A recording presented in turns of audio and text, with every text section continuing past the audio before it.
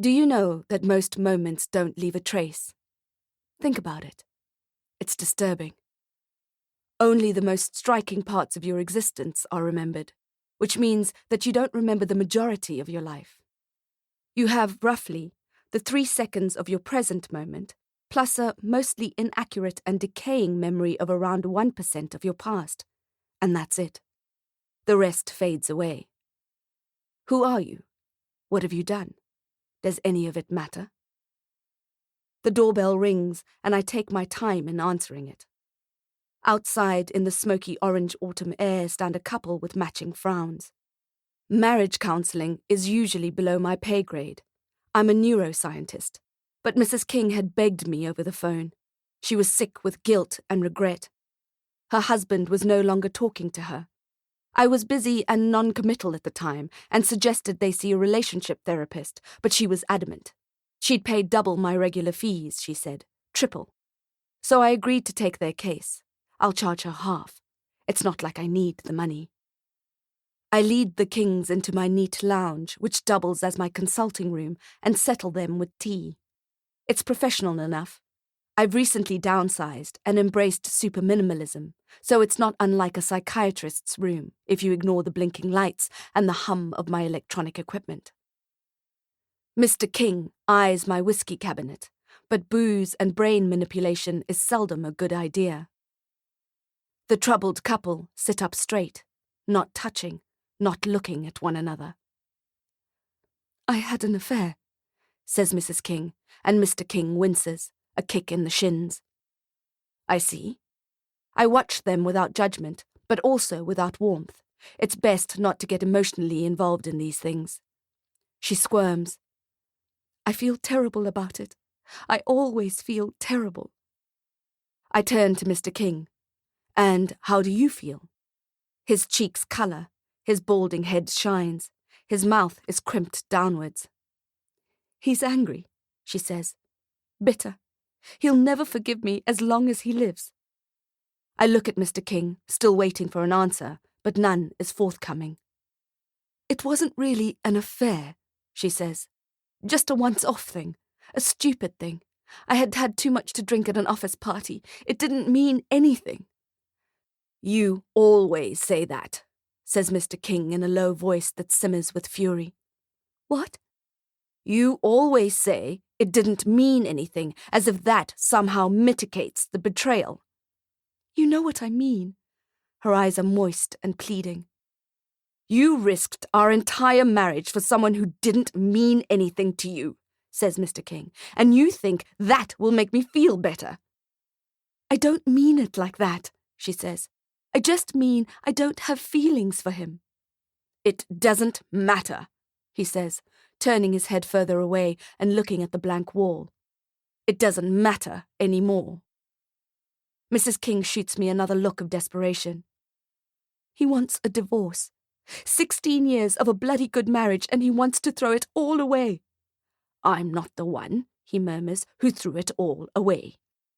"He'll never forgive me. He lords it over me every day. Won't touch me or talk to me." Mrs. King crosses her arms and falls back into the couch. I think she's about to sulk, but then I see silent tears rushing down her face. The Kings haven't touched their tea. "Okay," I say. "This seems like a pretty straightforward case. You'd like your husband's knowledge of the affair erased?" They nod, and Mrs. King speaks again. "And mine. I want to feel as if it never happened." "Personally, I don't think it will work. I mean, I can erase the affair, but I can't erase the underlying reason for the affair. People in happy marriages seldom cheat." I place my hands on my knees and smile. That seems like a good solution. I don't think it will save their relationship, but I'll try my best to delete all the pain I can. Mrs. King sits up again and wipes the mascara from under her eyes. "Does that mean you'll do it for us?" "We can do it this afternoon, if you like," I say. "Right now. It's a relatively simple process." Mrs. King's face crumples up again. "Thank you," she sobs. "Thank you." I, of all people, know that no one is immune to blunders. Before we begin, I have one more question for them. If you were to go on a second honeymoon, where would you go? I take them to separate but connected rooms and ready my equipment. I place one of the helmets on Mrs. King's head, and I back up her prefrontal cortex and get to work erasing the dalliance which has caused so much trouble. Tequila and pineapple shooters, cheap white wine in a paper cup, 80s music, 2 minutes against the hard edge of an office desk, vomiting into a garden bed painted black by the night sky. If I didn't care about Mrs. King, I would limit my work to that. But instead, I track through the subsequent memories, the confession, the fights, the stonewalling, and I plant a false memory there instead. A second honeymoon in Franschhoek, where the couple eat at expensive restaurants and go for long walks and wine tasting and have particularly good sex. Once you've had your memory erased, it's common to feel that something is missing. It was a thought loop that was taking up a lot of your mental bandwidth, and now it's gone. The brain abhors a vacuum, and you no longer have that thing to reach for. Yes, you reach for bad memories, even though the experience is unpleasant. It's like the compulsion to probe a sore tooth with a tongue. It's difficult to just leave the pain alone. So I replace the bad memories with happy simulations. It's not challenging. Your brain does most of the work. I just plant the seed and give it a loose structure, and your imagination does the rest. For Mr. and Mrs. King's second honeymoon, I process a paired simulation so that they have equal creative contributions. Perhaps Mrs. King wanted to water ski, but Mr. King wanted to read. It's no problem when their neural pathways are connected. You might think it's morally wrong or overly manipulative to plant a false memory. It may remind you of that troubling branch of psychotherapy which was popular in the 90s that resulted in patients mixing up their dream analysis with uncovering supposedly repressed memories, with consequences of false accusations of physical and sexual abuse, alien abduction, and demonic possession.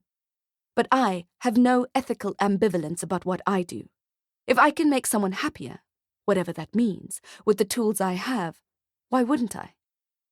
You could say it's like hypnotherapy, but on a much deeper level, at a cellular level, because it's not only your brain that holds memories. A client of mine brought her obese son in last week. Zaid's 8 years old and weighs close to 70 kilograms. He hates exercise and is addicted to gaming and junk food, and his poor mother was desperate and out of options. This time, I planted unpleasant memories. I simulated bouts of food poisoning from candy and fast food and added feelings of intense anxiety and grief associated with his game slate. But it wasn't all doom and gloom. I added a few happy moments that revolved around running, swimming, and basketball, and did some positive reinforcement of healthy food. But that's like lying, I hear you say. Lying to a child. Well, the tooth fairy would not be happy, would she? Nor would Santa Claus. You think playing with memory is a dangerous thing, and the truth is, it can be. You think planting false memories, no matter the positive outcome, must be a bad idea. What you don't know is that memory is extremely fragile. It's a grey, delicate, unwavering thing. You think your memory of an important event is exactly how it happened. You're wrong. Even the most observant people make everyday memory mistakes. This has been proven over and over again in criminal courts. Eyewitnesses who swear they saw something or didn't see something are often flat out wrong. Around 3/4 of the convicts exonerated in the US due to DNA technology were behind bars because of incorrect witness testimony. I often tell my clients to be careful what they remember. Some of them laugh, assuming I'm joking, but the more intuitive ones heed my advice. Not every memory will serve you. While a memory is a mental snapshot of a moment, it carries with it layers of emotion and texture and scent. Your experience will differ to the person who's standing right next to you. And as the moment is imprinted in your brain, it's colored by your mood and life experiences. People mistake their experience for the truth. Memories are constructed and reconstructed. So if your memory is not as black and white as you imagine, if it's open to suggestion, your own and other people's, then manipulating it a little here and there seems less wrong, doesn't it? A moment of high emotional intensity will always create the most vivid memory. Where were you when the Twin Towers fell? Yes, of course, you remember. Weddings, births, deaths, these are our emotional cornerstones, days we need no help recalling. When it comes to bad memories, the mind naturally tries to suppress them, but this takes a lot of mental energy. It's not a healthy state of mind. Not if you, like most of the people on this earth, are eternally reaching for happiness. That's where I come in. I'm the eraser, the brain bleacher, the memory hacker. It's an easy, neat job to shine someone's mind. I back up each client's memory 3 ways before I do any cognitive washing. Sometimes there are glitches, errors, corrupted disks, but these things can usually be solved. The problems come in when clients want to remember what they previously paid to forget. I leave Mrs. King to luxuriate in her holiday simulation, while I start on Mr. King. After a successful backup, I scroll through his recent memory to scrub out his wife's confession and ensuing arguments. But I stop when I find something interesting. He's outside a hotel in Cape Town, wearing a smart suit. I can see his reflection in the high-gloss hotel exterior with cars zooming in the background. Business trip, I think, expecting to see a boardroom meeting, perhaps a lunch overlooking the ocean. Instead, he spends hours in his hotel room, watching porn and smoking cigarettes. Eventually, she arrives, a 5'10" blonde bimbo with a dress that hardly covers her nipples. A prostitute? No, a mistress. I sigh. Really, Mr. King? What a shame. What a cliché. It would be forgivable if he wasn't being such an asshole to his wife, allowing her to self-flagellate when his betrayal is so much more ambitious than hers. This affair isn't a once-off mistake. I see the same woman over and over in his memory, going back years. It takes me an hour to get rid of her. This extra work annoys me, and to make myself feel better, I add a small accident to their otherwise idyllic second honeymoon. In an unfortunate incident, Mr. King is distracted by a poster of a bikini-clad supermodel on the wall of a public restroom and gets his penis stuck in his zipper. I'm happy with the result. I don't stop there. I pickpocket his phone and erase all communication from his mistress. There isn't much. Mr. King is an expert at covering his tracks. And I delete her contact information. I'm almost sorry I won't be a fly on the wall when she tries to call him again. When we're finished, I lead the Kings to the front door. They both seem a bit disorientated, which isn't unusual. They'll catch an Uber home and have a rest, allowing their minds to consolidate the new memories. I wave them goodbye and wish them happiness, and wonder if they'll ever be back. I'm glad I accepted their case. I found dealing with Mr. King's mistress especially satisfying. I don't take on all the clients that come my way. One of the first jobs I was ambivalent about accepting was to shine the mind of a young woman who couldn't get over the heartache of a miscarriage. Her doctor, a friend of mine from med school, recommended she see me. Over a glass of Pinot Noir on his balcony overlooking Table Mountain, he told me about her case. The woman was young and healthy and in a happy marriage, but she had suffered a traumatic miscarriage, started bleeding while on a crowded train, couldn't get hold of her husband, had to get off and walk in a neighborhood not familiar to her, bleeding and almost bent double by painful cramps. The overwhelming grief combined with the humiliation and anguish of the event scarred her. She started avoiding sex with her husband and changed the subject when he tried to discuss trying to conceive again. I did hesitate to treat her. I wondered what the implications of voiding her grief would be. I felt that erasing her memory of the miscarriage would, in a way, be erasing the baby too, and that made me feel uncomfortable. I know from experience that it's important to process these things, to accept your loss in order to move beyond it.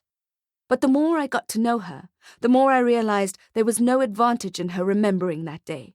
She was sliding into depression and wrecking her relationship on the way down. So I agreed. I haven't seen her since the erasure, but my doctor friend tells me she is on the mend. I didn't ask for details. I do still think of that baby, though. I have dreams that he or she is floating in the cosmos, lost in space. Another would-be client was devastated by the loss of her Siamese cat and asked me to bleach her memories of him. I explained to her that although she was feeling shattered now, the pain would ease, and she'd soon be able to remember him with joy and affection. They had shared 16 happy years together. It would be a shame to strip that from her life. I turned that job down. I think that was a good call, but sometimes I make mistakes. A man wanted me to delete all the memories he had of his fiancée, who had left him at the altar. Initially, I agreed to do the job. Daniel seemed excessively morose, and I did think it was rather cruel of his beloved not to show up at the wedding after a year's engagement. He still had her wedding dress, he told me.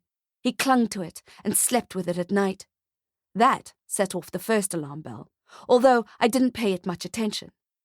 The other clues revealed themselves to me in viewing his recollection of the courtship, which got creepier and creepier the more I watched. There were hundreds of framed pictures of her and them together as a couple in his house. He used to check her phone while she was in the shower and hold her still warm clothes to his face and smell them for minutes at a time. He'd surprise her at work and at drinks with her friends and compulsively check to make sure she was wearing her engagement ring. He'd surreptitiously ruin the dresses of hers he didn't like and buy her new ones that he approved of. He'd phone her often, too often, and expect her to jump to answer within a few rings every time, no matter where she was or what she was doing. If they argued, he would feign illness and blame his mood on not feeling well, and she would cancel her plans in order to nurse him. He used to watch her sleep. One night, he covertly snipped off a strand of her hair, tied a ribbon around it, and placed it in his secret drawer, along with the other small trophies he liked to collect. Nothing he did was outright abuse, but his behavior sent up so many red flags in my brain that I couldn't let him get away with it. I thought he must remember his disappointment with this girl, Annika, her name was, scribbled all over any scrap paper lying in the house. And perhaps he'd cool it with his next crush. Perhaps he would learn not to be so obsessive. But I was wrong. In the summer, after refusing to take Daniel's case, Annika's body was found in a burnt-out car in Khayelitsha. It was set up like a hijacking gone wrong, and a local gang member was arrested. But I knew the truth. I took the data drive of Daniel's memory footage to the detective on the case and offered to project it on his wall. But he had more dead bodies on his hands than staff members, and it suited him to leave Annika's murder as open and shut. When I lost my temper with him, telling him that Daniel would do it again, the detective eyed me suspiciously and told me I knew way too much about the couple's relationship, that it was unnatural, and touched the silver handcuffs on his belt. Did I really want to be questioned? He wanted to know. It was clear he meant as a suspect and not as an informer. Annika's face still haunts me. She was so young and so innocent-looking. I could have saved her life, but instead her body lies in ashes. Every now and then, when the guilt topples me, I go to see Daniel. I stalk him silently, hiding in the shadows. I look through his windows for pictures of new women. Once, I found him on a date with someone new, a pretty redhead, and I couldn't sleep for a week, imagining her hair being snipped off, her wrists bruised. Sometimes, I still wake up to the scent of paraffin and a just-struck match. Annika's black skeleton haunts me, but living people haunt me too. I have all the stories here in my library, thousands of hours of backed-up memories. Mostly, I respect my client's privacy enough to leave the footage alone. There is one exception, though. I pour myself a whiskey from one of the bottles Mr. King was looking so longingly at, and dim the lights. I get comfortable on my favorite couch and close my eyes for a moment. I breathe deeply to settle my thoughts and my heart. When I feel ready, I press play. Memory footage of two young children appear on my cinescreen. They're playing in the back garden, chasing each other, laughing, screaming. They thrust their arms forward in Superman poses and jump off the edge of the raised vegetable beds. A dog comes into frame, a beautiful golden lab, and barks at the twins' excitement. I listen out for the woman's laugh. I know exactly where on the track it is. I've watched this and her other deleted memories 1,000 times. Some of my favorites are of her looking in the mirror so that I get to see her face. Those memories act as a booster to my own. I remember the feel of her skin, the scent of her hair. Sometimes I just get a glance as she checks her eye makeup on her way out of the house. Sometimes it's luxuriously long as she bathes in front of the wide horizontal mirror in the bathroom. My mood starts to spiral, so I take a deep sip of my single malt and pull my thoughts back to the picture in front of me. We're in the garden, and the sun is shining. She laughs again at the roughhousing of the kids, the excited dog, then turns her head to look behind her. And that's when I see a younger version of myself. Scruffy hair, happy, standing at the grill, turning some meat with silver tongs. I look up at her and smile. I always hate myself then.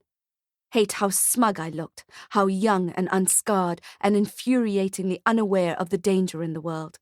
I hate how I took it all for granted, complained even about the messiness of the kids, the noise they made, moaned about the broken nights of sleep and the crumbs on the floor. How golden it all looks now, in retrospect. I sit in my neat, minimalist apartment in the near dark. There is no noise, and there are no crumbs on the floor. How quickly life changes. How much I wish I could go back in time and savor those lost moments. What I do for a living now could be seen as a specialist branch of time travel. If only I had the technology to rewind real life.